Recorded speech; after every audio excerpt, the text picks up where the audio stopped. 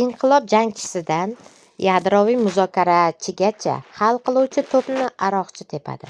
Assalomu alaykum, hurmatli kanalimiz kuzatuvchilari. Kanalimizga yangi bo'lsangiz, like va obuna tugmasini bosishni unutmang. Isfahonlik gilam savdogari oilasida ulg'aygan Abbos aroqchi Eron diplomatiyasini bozor uslubiga qiyoslaydi. Sabr, uzluksiz tortishuv va vaqt talab qiladigan savdolashuv.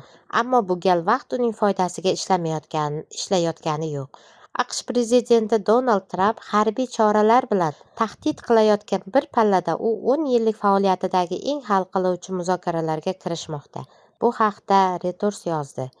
2024-yildan buyon tashqi ishlar vaziri lavozimida ishlayotgan aroqchi 2015-yilgi yadroviy kelishuvni ishlab chiqishda markaziy figuralardan biri bo'lgan. Keyinchalik bu hujjat Tramp tomonidan bekor qilingan. Tehrondagi muzokaralar uni oliy rahbar Ali Xomaniy ishonch bildirgan eng ta'sirchan vazirlardan biri sifatida ta'riflaydi. Aroqchi o'zining Muzokara qudrati nomli kitobida eronliklar uslubini uzluksiz va matonatli tortishuv deb yozadi.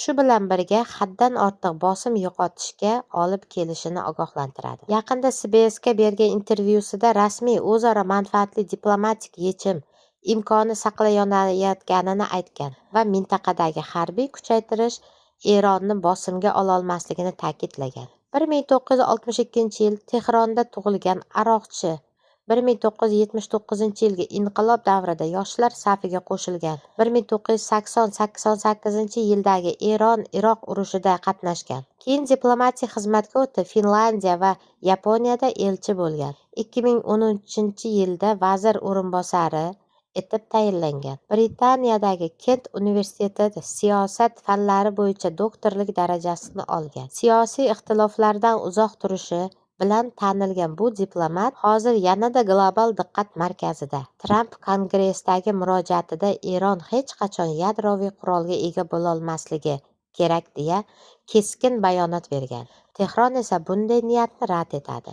Endi Jenevadagi muzokaralar aroqchining kuchli sabri va siyosiy mahorat sinoviga aylantirmoqda.